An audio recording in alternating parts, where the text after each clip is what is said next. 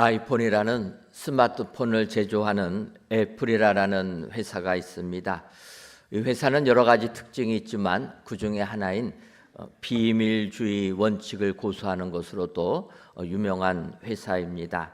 그 비밀주의라는 것은 이 회사가 신제품을 개발할 때 그 제품이 발표되기 전까지는 아무에게도, 심지어 직원들에게도 이 제품의 자세한 재원들을 알려주지 않는다라는, 비밀로 붙이고 제품을 개발하고 나중에 발표하는 것으로 유명한 회사라는 겁니다. 이것을 애플 스토어 직원들은 마케팅의 한 가지의 요소다라고 이야기합니다. 즉 아주 조금만 보여줌으로써 소비자들을 안달하게 만들어서 흥미를 유발시키는 것으로 우리 인간의 본성을 이용한 전략이라 이렇게 평가합니다. 그렇지 않습니까? 사람은 알려주면은 흥미가 떨어집니다. 그런데 꽁꽁 감추면은 그것을 알고 싶어 해가지고 못 견디지 않습니까? 그래서 이런 사람들의 심리를 이용하여서 비밀주의라. 이 회사는 새 제품을 만들 때 여러 가지 회사들하고 계약을 맺으면서 할 때 조금이라도 알려지면은 계약을 파기해 버립니다. 그래서 신제품이 나올 때까지는 이 내용을 모르게 만드는 겁니다. 비밀주의 원칙이라. 이 비밀이라는 것은 신약 성경의 헬라어를 보게 되면은 미스테리온이라 이렇게 이야기합니다. 비밀이라, 즉 숨겨서 남에게 드러나지 않거나 알리지 않는 것, 비밀인데, 이 신약 성경에 나오는 미스테리온은 비밀, 그리고 또 신비라고도 하는 겁니다. 그것은 알려지지 않을 뿐만 아니라 우리들이 이해가 되지 않는 것, 그런 것은 신비한 것이라 이렇게 표현합니다. 그런 의미에서 예수님께서 이 땅에 오셔서 비유로 설명을 많이 하십니다. 근데 사람들에게 비유로 왜 이렇게 말씀하십니까? 여쭤보니까 누가복음 8장 10절에 이르시되 하나님의 나라의 비밀을 아는 것이 너희에게는 허락되었으나 다른 사람들에게는 비유로 하나니 이는 그들이 보아도 보지 못하고 들어도 깨닫지 못하게 함이라. 예수님이 천국 복음을 비유로 이야기하는 것은 들을 줄 있는 사람은 듣지만 듣지 못하는 사람은 깨닫지 못하게 하기 위해서 비밀로 붙이셨다라는 것입니다. 이것을 생각해 보면 예수님이 이렇게 말씀하신 건, 하나님은 온 세상 사람들이 예수님 믿고 구원받기를 원하시는 하나님이신 줄 믿습니다. 하지만 세상은 그거를 이해하지 못하고 깨닫지 못하다 보니까 이것이 신비한 영역으로 하나님이 남겨두셨다, 이렇게 볼 수가 있게 되는 것입니다. 이제 오늘 본문 디모데전서 3장 16절 말씀 보면 시작 부분에 이렇게 기록합니다. 크도다 경건의 비밀이요 그렇지 않다느니 없도다. 사도 바울이 선언하는 것이 크도다 경건의 비밀이요. 경건함이라는 게 무엇입니까? 사람들은 경건함 그러면은 이것은 우리가 아는 대로 신앙심이 깊다, 또 하나님을 경외하고 있다, 이런 모습을 우리는 경건하다 이렇게 이야기합니다. 우리가 믿음 생활할 때 열심히 하나님 섬기고 봉사하는 사람들, 또 주일 하나님께 예배 드릴 때 마음을 다하여서 예배 드리는 사람들, 경건한 사람이라 이렇게 평하고 있습니다. 하지만 사도 베드로는 이 경건을 믿음이 좋은 신앙심이 깊은 이게 아니라 예수 그리스도를 믿는 것이 경건이다 이렇게 표현하는 것입니다. 우리가 아는 대로 예수님의 12 제자들이 마가의 다락방에서 성령 강림함의 은혜를 받게 됐습니다. 그리고 성령 충만함의 은혜를 받자 나아가 복음을 전하게 되었습니다. 베드로와 요한도 사도행전 3장을 보게 되면 복음을 전하러 또 성전에 들어가는데 성전 미문에 나면서부터 걷지 못하는 자가 구걸하는 것을 보게 됩니다. 장애를 갖고 있으니까 지금도 장애인들은 이 시대를 살아가는 게 어려운데 예수님이 태어나셨던 2000년 전 얼마나 장애인들이 힘겨운 삶을 살았겠습니까? 그러니까 장애인이어서 직업을 갖지 못해 돈을 벌지 못하고 결국 어려운 거린의 삶을 살게 되었던 것입니다. 그 걷지 못하는 자가 베드로와 요한이 성전을 지나가는 것을 보고 무엇을 얻을까? 즉 돈을 좀 받을까 하여서 구걸을 하게 됩니다. 이때 사도행전 3장 6절을 보면 베드로가 이르되 은과 금은 내게 없거니와 내게 있는 이것을 내게 주노니 나사렛 예수 그리스도의 이름으로 일어나 걸으라. 이렇게 선언을 하게 되었습니다. 베드로가 구걸하는 그들에게 나는 은과 금 돈이 없습니다. 하지만 나사렛 예수 그리스도의 이름으로 일어나 걸으라.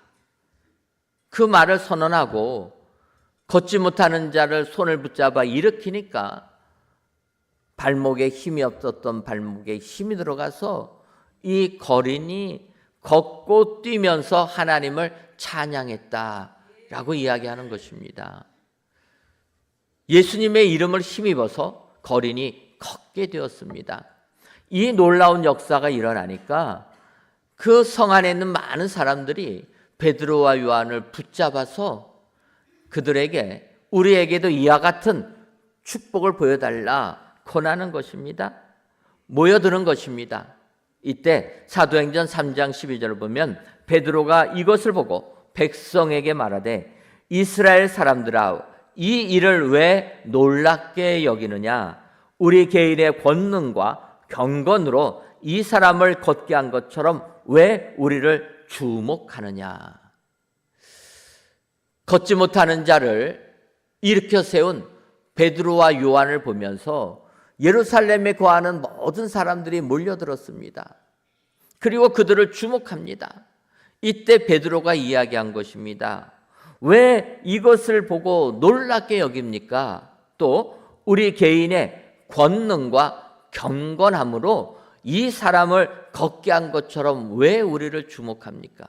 여러분, 이 땅에 많은 사람들은 누가 누구를 고쳤다 하면은 그 사람의 능력으로 고쳤다 이야기하지 않습니까? 지금도 마찬가지입니다. 어떤 분이 기도해서 환자를 낳았다 하게 되면은 사람들이 몰려옵니다. 왜 몰려옵니까? 그 사람의 능력, 권능으로 환자를 고친 줄 생각하고 몰려드는 것입니다. 여러분들은 안 그러십니까? 오늘 성경이 이야기하고 있습니다.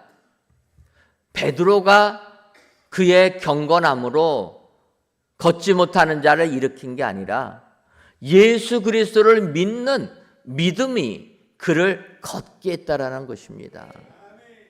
나사렛 예수 그리스도의 이름으로 걸어라 명했을 때 그 걷지 못하는 자는 예수님의 이름을 믿었고 그 믿음을 힘입어서 일어나 걷게 되었다라고 성경이 말씀하고 있습니다.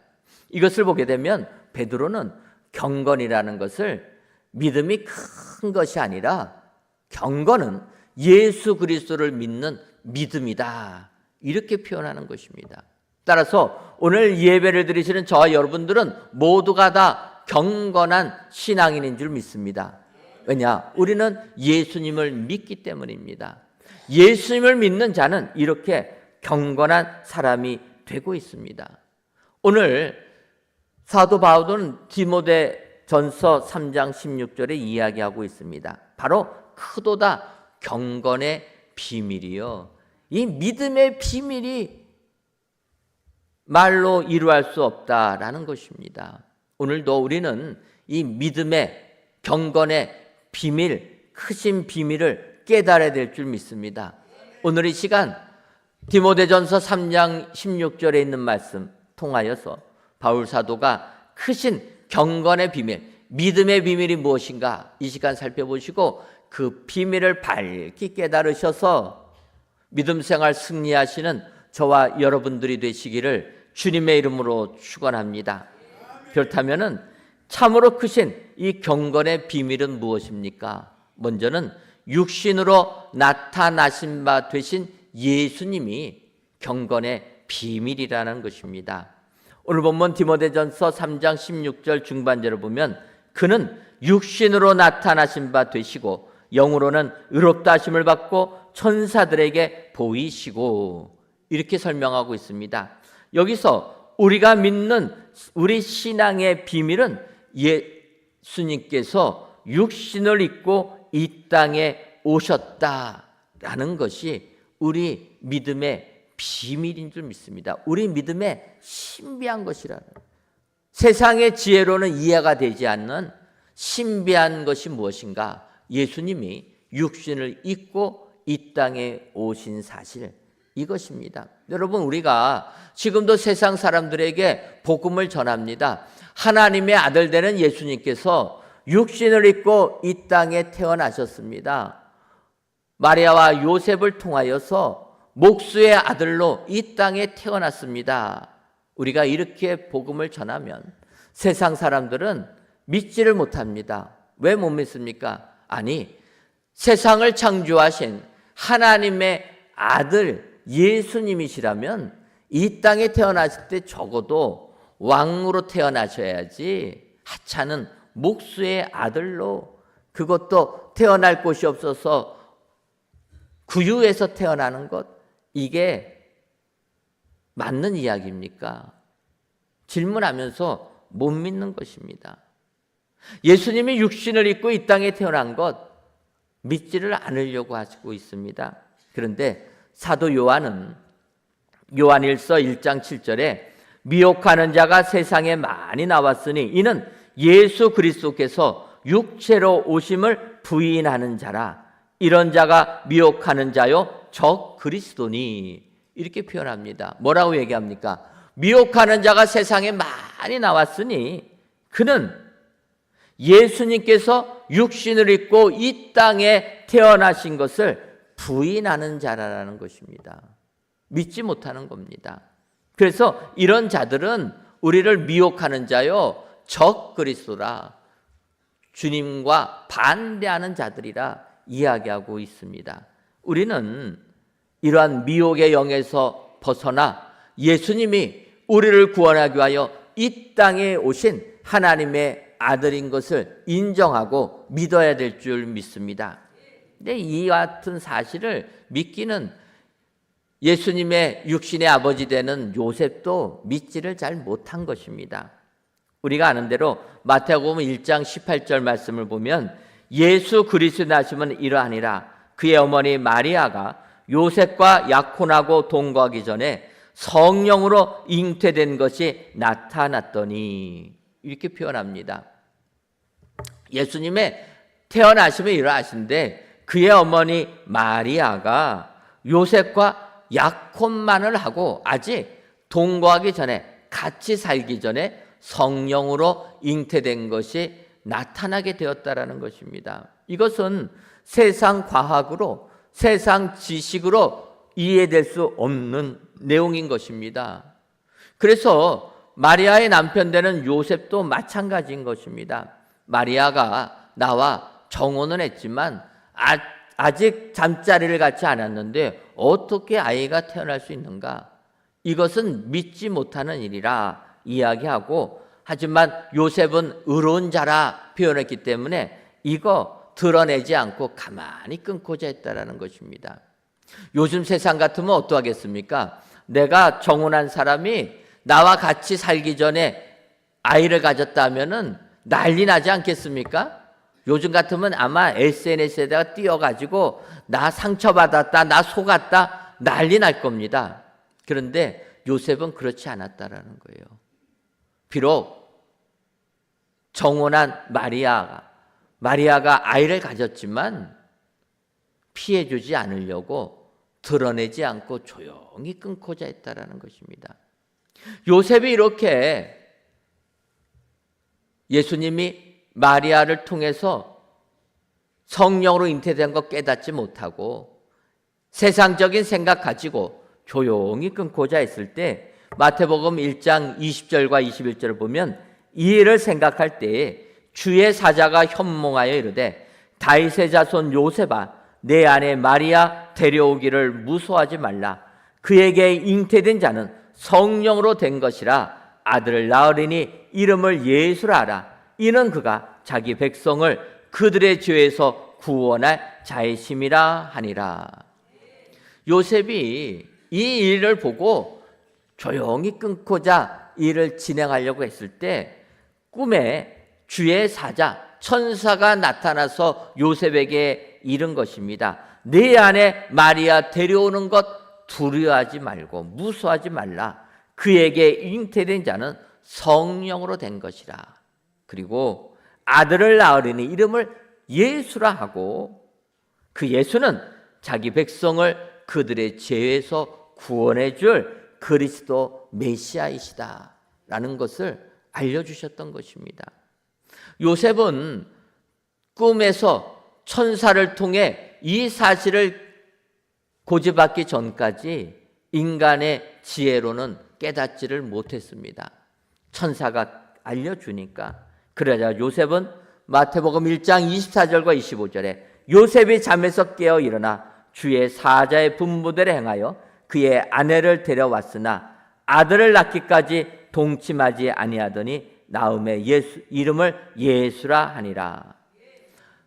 요셉이 인간적인 생각으로는 이해가 되지 않는 사건이었지만 천사를 통하여서 성령으로 잉태된 것을 고집받고 예수님이 이 세상을 구원해 주실 메시아라는 사실을 깨닫게 되니까 주의 사자의 분부대로 마리아를 데려오고 그리고 아들을 낳았자 천사의 말 그대로 이름을 예수라 불렀다라는 말씀이라는 것입니다. 여러분, 우리는 이런 믿음을 가져야 될 줄 믿습니다.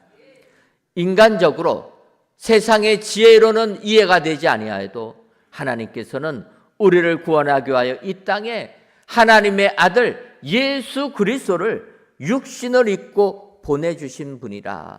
이것을 믿어야 될 줄 믿습니다.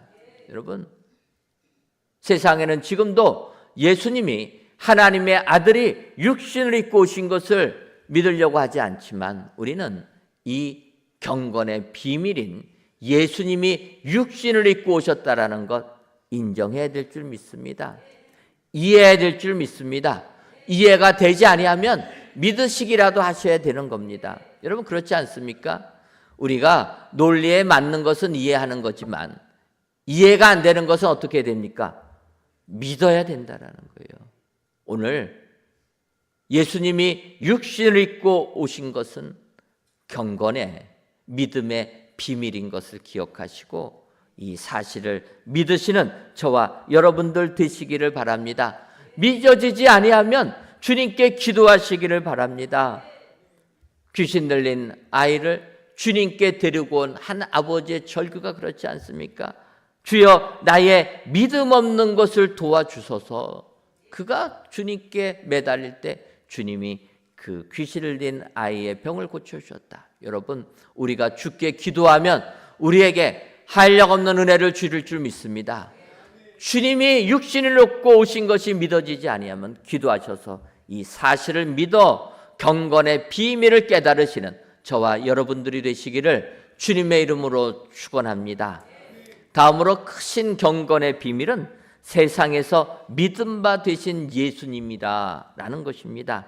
디모데전서 3장 16절 중학 후반절을 보게 되면 만국에서 전파되시고 세상에서 믿음 바 되시고 이렇게 표현하고 있습니다. 육신을 입고 이 땅에 오신 예수님은 온 세상에 전파되시고 그리고 온 세상에서 믿음 바 되셨다 이야기하고 있습니다. 그래서 사도 바울은 에베소서 6장 19절에 또 나를 위하여 구할 것은 내게 말씀을 주사 나로 입을 열어 복음의 비밀을 담대히 알리게 하옵소서 할 것이니 이렇게 부탁하는 겁니다. 사도 바울이 에베소 성도들에게 기도 부탁을 합니다. 나를 위하여 좀 기도해 달라. 그 기도의 내용은 나로 입을 열어 복음의 비밀을 담대히 알리게 하옵소서 이렇게 기도해 달라라는 것입니다. 복음의 비밀인 것입니다. 이 신비한 것이 뭐냐? 바로 예수 그리스도를 이 땅에 보내주시고 그를 통하여서 세상을 구원해 주시는 일이라는 것입니다. 그래서 이 복음의 비밀을 전하기 위하여서 담대히 세상에 전하는 자가 되게 해달라 기도 부탁을 하는 것입니다. 여러분, 사도 바울은 다메섹 도상에서 예수님 만난 다음에 이방인의 사도가 되어서 복음을 열심히 증거했습니다. 1차 전도여행, 2차 전도여행, 3차 전도여행, 3차 전도에 마치고 예루살렘에 왔다가 죄인의 몸이 되어서 로마까지 압송되었지만 로마에서도 감옥에서도 복음을 전한 사람이 사도 바울이었습니다. 그는 바로 세상에서 믿음받은 예수를 담대하게 증거했다라는 것입니다. 우리도 이 복음의 비밀을 깨달아서 이 시대 복음 전하는 일에 최선을 다해야 될 줄 믿습니다. 땅 끝까지 이르러 주의 증인이 되어야 될 줄 믿습니다. 최근 한 세미나에서 미래 세대에 다가올 소외계층이라 이러한 주제로 강연을 하는 것을 들어보았습니다. 한 장로님이 강연을 하셨는데 그분은 인천공항 출입국 외국인청 심사국장을 역임하면서 우리나라에 들어오는 많은 외국인들을 심사하면서 또 적법하게 거주할 수 있도록 허가를 해주는 이런 일을 하셨던 분이고 외교부에서도 대사에서 여러 가지 일을 행하신 이런 분입니다. 그분이 부제로 이렇게 이름을 붙였습니다. 이주민과 함께하는 교회의 길이라. 이런 부제를 가지고 강연을 한 겁니다. 미래 세대, 우리 대한민국의 미래 세대가 어떻게 갈 것인가? 여러분, 우리 대한민국 하면 우리나라 사람들은 단일 민족, 한 언어를 쓰는 민족, 한 핏줄이라 이걸 가지고 굉장한 자부심을 가지고 있습니다. 그런데 이 자부심 가지고 지나면은 결국은 이 나라 없어질 수밖에 없다라는 것입니다. 왜 그렇습니까? 요즘 우리나라의 출산율이 0.7% 조금 더 됩니다.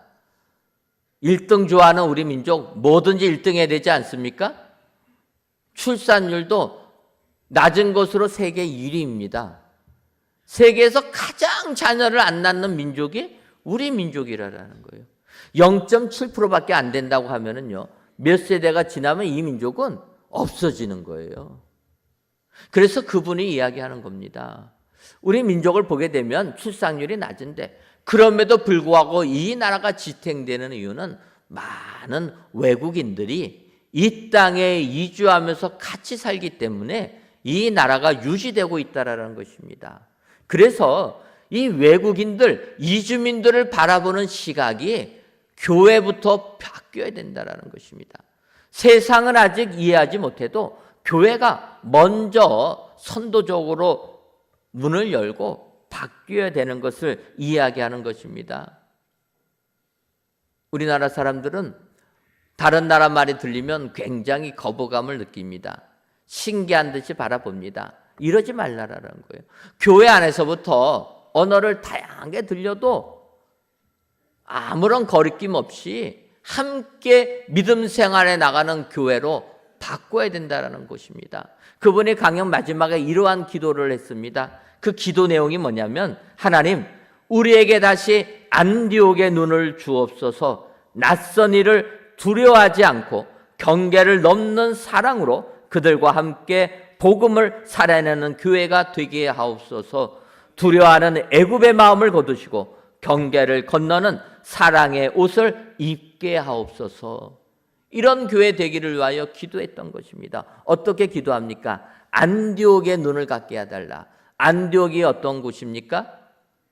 바울과 바나바를 이방인한 사도로 파송한 교회.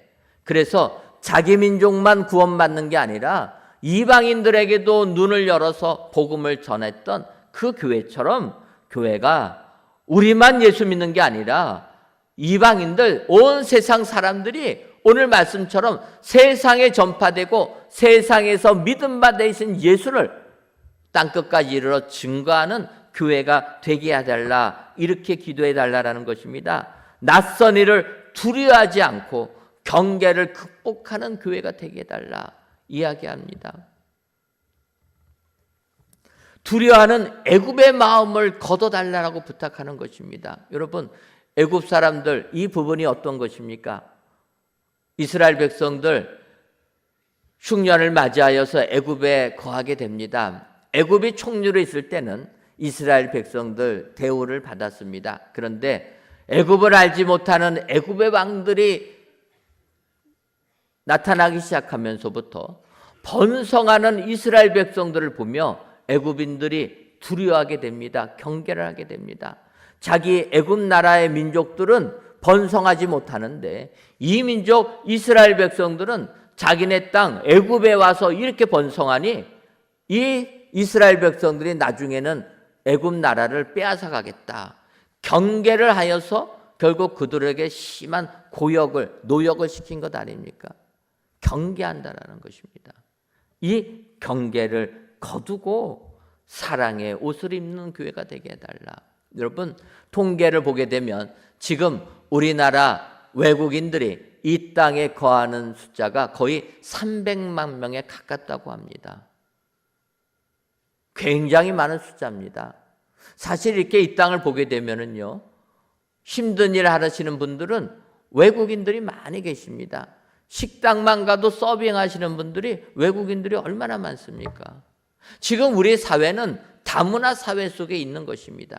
이럴 때 교회 안에서 다른 나라 말을 한다고 피부가 다르다고 경계하지 말라라는 것입니다. 그렇다고 해서 어렵게 산다고 도와주는 마음 가져도 안 된다라는 것입니다. 그런 건 내려놓고 함께 같이 예수님 믿고 함께 살아가는 것, 이런 모습으로 가는 게 진정 복음의 은혜를 나누는 사랑의 공동체가 된다라는 것입니다. 저는 그분의 강연을 들으면서 한편 마음 한쪽에 뿌듯한 마음이 들었습니다. 왜 그렇습니까? 우리 교회는요, 외국분들이 사역자로 헌신하고 있습니다. 그분이 얘기하는 거예요. 교회 안에 일꾼들, 리더로도 외국인들을 세워야 된다. 우리는 아예 사역자로 세우지 않았습니까? 함께 가는 공동체, 복음이 세상에 전파되고 세상이 믿게 만들기 위해서는 우리는 함께 나아가야 될 줄 믿습니다. 이게 복음의 비밀이라는 것입니다. 예수님이 세상에 전한 바 되었다. 오늘도 이 비밀을 세상에 증거하시는 저와 여러분들 되시기를 주님의 이름으로 축원합니다. 마지막으로 크신 경건의 비밀은 영광 가운데 올려지신 예수님이시라는 것입니다. 디모데전서 3장 16절 하반절을 보면 영광 가운데 올려지셨느니라. 우리 믿음의 비밀은 예수님이 육신을 입고 이 세상에 오셨을 뿐만 아니라 복음을 전하시고 하늘로 올라가셨다라는 것까지 알아야 되는 것을 오늘 말씀하고 있습니다. 예수님께서 이 땅에 오셔서 공생의 삶을 사는 동안에 이 승천의 비슷한 모습을 제자들에게 보여주신 사건이 있습니다. 이것은 변화산에서 영광의 모습으로 변모되신 사건입니다. 예수님께서 베드로와 요한과 야고보를 데리고 높은 산에 기도하러 올라가셨습니다. 기도하실 때 마태복음 17장 2절을 보면 그들 앞에서 변형되사 그 얼굴이 해같이 빛나며 옷이 빛과 같이 휘어졌더라 이야기하고 있습니다. 예수님이 영광 가운데 변모되신 것입니다. 그런데 이 변모되신 예수님 곁에 누가복음 9장 30절과 31절을 보면 문득 두 사람이 예수와 함께 말하니 이는 모세와 엘리야라. 영광 중에 나타나서 장차 예수께서 예루살렘에서 별세하실 것을 말할세. 이렇게 얘기합니다. 예수님이 변모되셨을 때 주님 곁에 모세와 엘리야가 영광 중에 나타나서 예수님과 대화했다라는 것입니다. 그런데 여러분, 예수님이 영광 중에 변모되셨을 때 그 곁에 나타난 사람이 모세와 엘리야, 수많은 신앙의 위인들이 있는데 왜 하필 모세와 엘리야가 주님 곁에 나타나서 주님과 대화를 했겠습니까? 여기에는 의미가 있을 줄 압니다. 그 의미를 살펴보면 모세와 엘리야가 공통되는 특징이 있다라는 것입니다. 그것이 무엇입니까? 모세와 엘리야는 둘 다 무덤이 없는 특징이 있습니다. 우리가 아는 대로 모세가 약속의 땅 가나안을 눈앞에 두고 누보산에 올라가서 마지막 기도를 합니다. 그리고 나서 성경을 보면 그가 죽었는데 그 무덤을 아는 자가 한 명도 없다 얘기합니다. 모세는 죽었을 때 무덤에 묻히지 않은 겁니다. 무덤이 없습니다. 엘리야는 어떠합니까? 열왕기하 2장 11절을 보면 두 사람이 길을 가며 말하더니 불수레야 불말들이 두 사람을 갈라놓고 엘리야가 회오리 바람으로 하늘로 올라가더라. 엘리야 선지자는 회오리 바람으로 하늘로 승천했다라고 이야기합니다. 올라간 겁니다. 예수님이 변모하셨을 때 그 곁에 주님과 대화한 사람은 모세와 엘리야로 무덤이 없습니다. 예수님도 마찬가지 아니십니까? 우리 죄를 대신 지시고 십자가의 고난을 당하신 후에 사흘 만에 부활하셨습니다. 부활하신 주님이 이 땅에 40일을 계시다가 하늘로 승천하신 것입니다. 이것이 우리에게 복음의 비밀이 되는 줄 믿습니다. 왜 주님이 하늘로 승천하셔야지만이 우리에게 은혜가 됩니까? 이 부분을 요한복음 7장에서 보게 되면 예수님께서 명절 끝날에 이렇게 외치십니다. 누구든지 목마르거든 내게로 와서 마시라. 나를 믿는 자는 성경에 이른 것 같이 그 배에서 생수의 강이 흘러나오리라. 우리가 너무나도 좋아하는 예수님의 말씀입니다. 나를 믿는 자는 성경에서 말씀하신 것 같이 우리의 배에서 생수의 강이 흘러넘칠 것이라. 이렇게 선포하셨습니다. 그런데 이 부분을 사도 요한이 요한복음을 기록하면서 이렇게 표현합니다. 39절을 보면 이는 그를 믿는 자들이 받을 성령을 가리켜 말씀하신 것이라. 우리의 배에서 생수의 강이 흘러넘칠 것은 우리가 받을 성령 충만함이라는 것입니다. 그런데 괄호 열고 이렇게 덧붙입니다. 예수께서 아직 영광을 받지 아니하셨으므로 성령이 아직 그들에게 계시지 아니하시더라. 여러분, 주님이 하늘로 승천하신 까닭은 우리에게 성령 충만의 은혜를 주시기 위하여 하늘로 올라가셨다라는 것입니다. 그래서 이것을 경건의 비밀이라 바울 사도가 선포하고 있는 겁니다. 예수님은 2000년 전에 이 땅에 오셨습니다. 육신을 입고 이 땅에 오셨고 이 땅의 천국 복음을 세상에 알리시고 믿음 바 되셨습니다. 그런 예수님이 하늘로 영광 가운데 올라가셨다라는 것은 바로 우리에게 성령의 은혜를 주시기 위하여서 2000년 지난 이 시대를 살아가는 우리들에게도 성령의 은혜를 주시기 위하여 예수님이 하늘로 올라가신 줄 믿습니다. 바로 그래서 이것이 우리 믿음의 비밀이라는 사실 여러분 기억하시고 오늘도 이 경건의 비밀을 우리에게 허락하신 하나님 찬송하시고 그 하나님께 영광을 돌려드리시는 은혜의 모든 성도님들이 되시기를 주님의 이름으로 축원합니다.